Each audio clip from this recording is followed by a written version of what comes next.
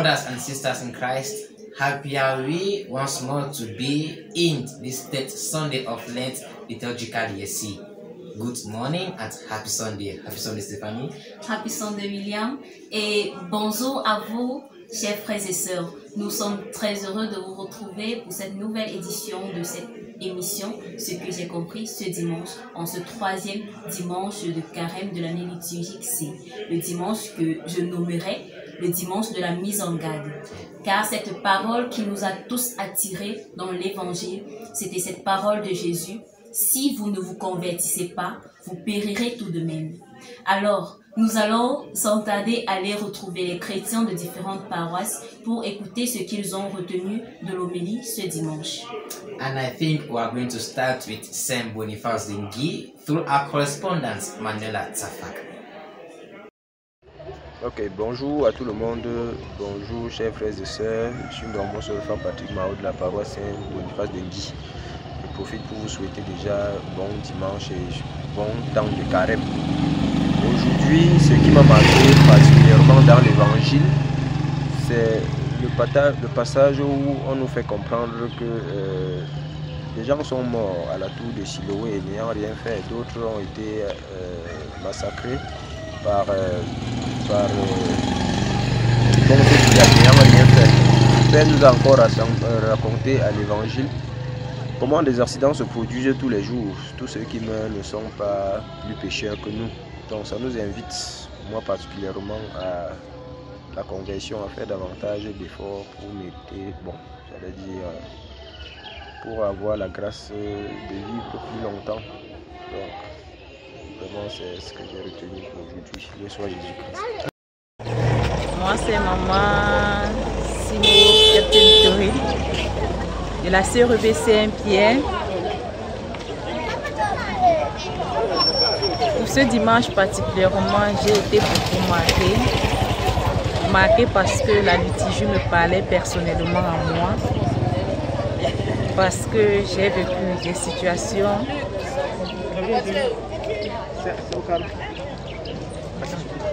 cette situation qui continue, mais par la force et par la grâce de Dieu, je continue à tenir bon.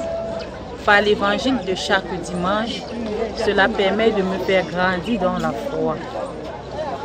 Ce que je retiens en gros, c'est d'éviter de faire un lien entre ce qui nous arrive et le péché commis.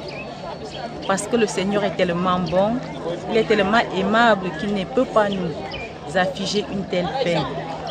Parce que moi je le sais, si tel était le cas, c'est que personne parmi nous ne pourrait être épargné. Comme le Seigneur l'a dit, comme Jésus l'a dit, est-ce que vous pensez qu'il est plus pécheur ou bien plus coupable que nous autres qui sommes encore debout? Il a dit non. Et si nous ne nous convertissons pas, alors nous allons périr également comme eux. Ce que je retiens donc, comme je disais, c'est de savoir demander la grâce, la force à Dieu de travailler, de supporter dans la foi tout ce qui nous arrive. Éviter de chercher pourquoi telle ou telle chose nous arrive. Qui est responsable de telle chose? Non, demandons plutôt le courage à Dieu de nous montrer ce qui ne va pas, de nous expliquer si c'est un cas de maladie par exemple, si le mal a été déjà détecté par les médecins, alors lui demander la grâce, lui demander la force, lui demander de bénir le traitement de ces personnes qui souffrent pour nous, afin qu'ils retrouvent guérison. Évitons donc de chaque fois se plaindre, de dire tel est responsable. Non, comme le Père nous a dit ce matin, le Christ lui-même a souffert. Il a souffert entre les mains de ses bourreaux, mais ce qu'il a dit Père, pardonne-les, car ils ne savent pas ce qu'ils font. Nous également, nous sommes appelés à pouvoir dire cela, Père, pardonne-les, car ils ne savent pas ce qu'ils font. Savoir pardonner et savoir faire du bien, le bien à tout moment, quelle qu'en soit la situation. Donc je demande la grâce à Dieu, qu'en ce moment de carême encore, qu'il nous donne la force à nous, surtout à moi et à ma famille, de surmonter toutes les épreuves que nous vivons actuellement, parce que nous savons que le Christ est là pour nous aider et qu'il ne doit jamais nous laisser tomber. Oui Seigneur, je sais compter sur toi. Oui Jésus, j'ai confiance en toi. Oui Père éternel, je sais que tu écoutes nos prières de chaque jour. Je sais Seigneur que tu es le médecin par excellence. Je sais Seigneur que tu vas guérir tous les maux de ma famille. Et vois tous les maux de ce pays, parce que beaucoup en souffrent. Ils n'ont même pas de moyens de se faire soigner. Oui Seigneur, Papa, veille. Veille sur tous ces enfants-là, sur tous ces orphelins-là, sur tous ces veufs et veuves-là. Et surtout, Papa, mets la paix dans les pays en guerre. Éternel Dieu, nous voulons te dire merci. Infiniment merci pour ce dimanche. Merci pour tout ce que tu fais pour nous. Merci pour tes grâces abondantes. Merci Père éternel. 1000 fois merci. Merci à Manuel Atafak et merci aux chrétiens de la communauté de Ngui. Nous allons maintenant dans la communauté justinienne, à la paroisse Saint-Justin de Tchang, et Flora Imko nous y amène. Bonjour. Bien, ce dont j'ai compris ce dimanche à la messe, c'est la lecture la première lecture tirée du livre d'Exode. Lors de la période où Moïse, lorsqu'il conduisait le troupeau de son beau-père Hérode, il vit l'ange du Seigneur sous forme de flamme qui consumait un buisson mais ne la brûlait pas. Donc Moïse décida donc de faire un tour pour aller jeter un œil. Et lorsqu'il arriva, le Seigneur lui adressa cette parole qu'il pourra l'envoyer en Égypte pour qu'il puisse libérer son peuple des griffes du Pharaon. Donc la leçon dont j'ai pu tirer sur cette lecture, c'est Moïse, lorsque le Seigneur l'envoya, il demanda au Seigneur Seigneur, lorsque j'irai,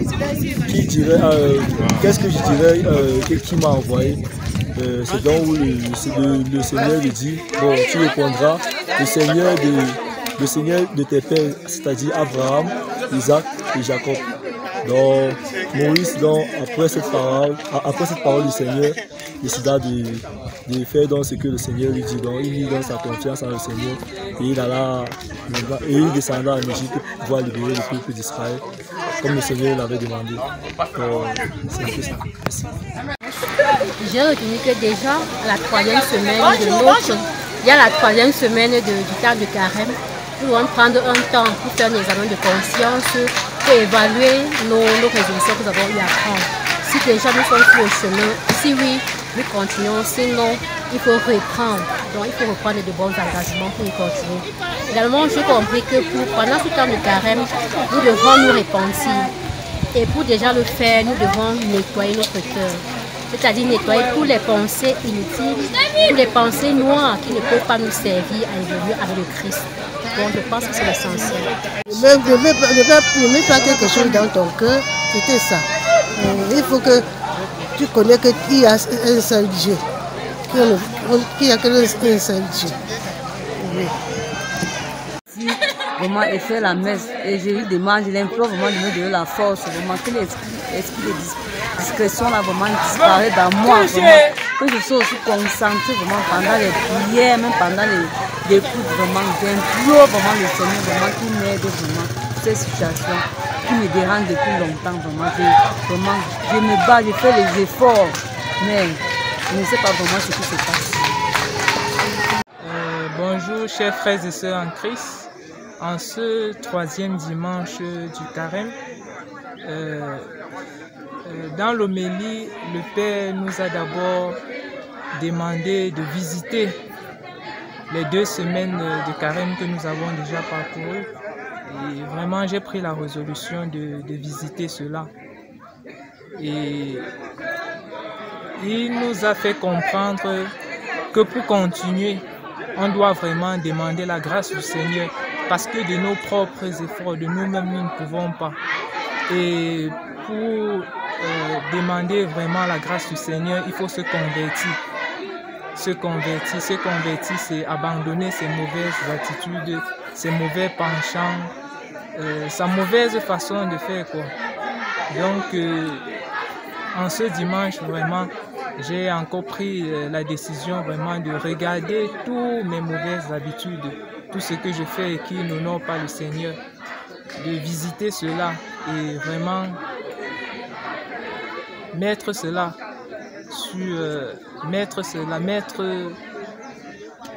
en pratique pour marcher sur le chemin de Dieu et pour bien terminer mon carême. Merci. We thank all the members who have shared their message of today, members from the Justinian community. Thank you for that. Stephanie, adding to what they shared, I would like to say that today's homily and today's text have enabled me to gather two ideas. The first one has to do with the disposition of our heart. From the text, I realized that we fail to receive fully the graces of God because our heart is full of useless things. So to allow the grace of God perform or act in our lives, we need to liberate our hearts, we need to liberate ourselves from all that is hindering us to fully accept and to fully consume the grace of the Lord. And once we do that, it will take us to the second element I understood today is working with the will of God. Because if you want to work with your own will, you won't do something, you won't do anything. So I think that like Moses, who accepted the will to work under the will of God, had the ability to go down to Egypt and liberate the people of God. So what I learned, what I retained to do during this week is to first of all liberate my heart from useless things, and when I do that, I will be able to work according to the will of God, not mine but that of God. Voilà William, tu as presque tout dit. Je vais aller dans la même lancée que toi. Le dernier point, faire confiance à Dieu, marcher selon sa volonté. Parce que parfois, au début du carême, déjà, nous avons pris des résolutions. Mais à ce jour, nous constatons qu'il y a des résolutions que nous ne parvenons pas à tenir. Tout simplement parce que nous comptons sur nos propres efforts au lieu de compter sur la grâce de Dieu, au lieu de compter sur l'aide du Christ. Car le figuier, dans l'évangile, le figuier, que Jésus demande la permission de pouvoir l'entretenir pour le faire fructifier, c'est également nous. Sachons accepter que Jésus nous aide. Ne nous renfermons pas sur nous, mais ouvrons-nous à la grâce de Dieu pour pouvoir réellement changer. That's it, Stephanie. We thank all the subscribers, all those who have shared messages today. Thank you for your participation. And after watching, don't forget to like, comment, share, and subscribe so that next Sunday when we meet again, we'll have more things to share with you and all those watching us. That's it. Happy Sunday, Stephanie. Bon dimanche, William, et bon dimanche à vous tous. Restez dans la paix du Christ. Voilà.